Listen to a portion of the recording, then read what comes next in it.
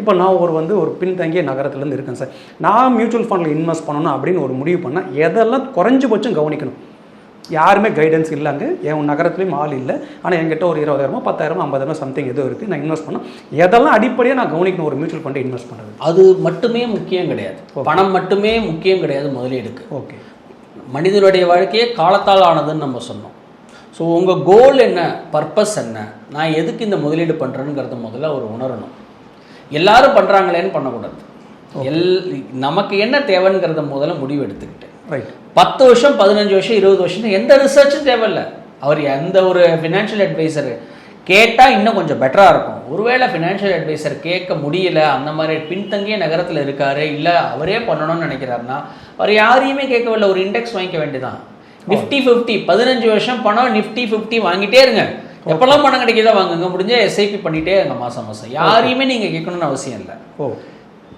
ஒரு எனக்கு ஈக்குட்டி மேலே அவ்வளோ புரிதல் இல்லை அப்படின்னா கோல்டு வாங்கிக்கோங்க. கோல்டு ஈக்குட்டியில் பாதி, கோல்டில் பாதி, இல்லை இதில் கொஞ்சம் இதில் கொஞ்சம், இப்படி வாங்கிக்கலாம். ஓகே, 5 வருஷம் தான் இருக்குது, ஒரு 7 வருஷம் தான் இருக்குது அப்படின்னு சொன்னால் நாங்கள் என்ன சொல்லுவோம்னா ஹைப்ரிட் மியூச்சுவல் ஃபண்ட்ஸ். ஒரு ஃபினான்ஷியல் அட்வைசர் மூலமாக போனால் ஒரு ஹைப்ரிட் மியூச்சுவல் ஃபண்ட்ஸில் ஈக்குட்டி இருக்காது, டெட் இருக்காது, எல்லாம் கலந்த இதாக இருக்கும், ஓரளவுக்கு சேஃபாகவும் இருக்கும்.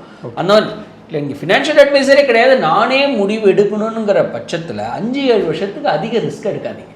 ஓகே, 5-7 வருஷத்துக்கு ஓரளவுக்கு சேஃபராக வச்சுக்கோங்க. ஸோ நீங்கள் எந்த நிலைமையில் இருக்கீங்க, நீங்கள் எத்தனை காலம் வச்சுருக்க போகிறீங்க, உங்கள் தேவை என்னங்கிறத வச்சுட்டு தான் எதில் முதலீடு பண்ணணுங்கிறத நம்ம முடிவெடுக்க முடியாது. எடுத்தமா கௌத்தமானு நம்ம முடிவெடுக்க முடியாது. ஏன்னா இது நிறைய பேர் இதை சீரியஸாக எடுத்துக்கணும்.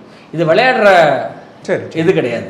ஸோ இது சீரியஸாக எடுத்துக்கிட்டு என்ன கேட்டிங்கன்னா ஒரு ஃபினான்ஷியல் அட்வைசர் எல்லா இடத்துலையும் இருக்காங்க.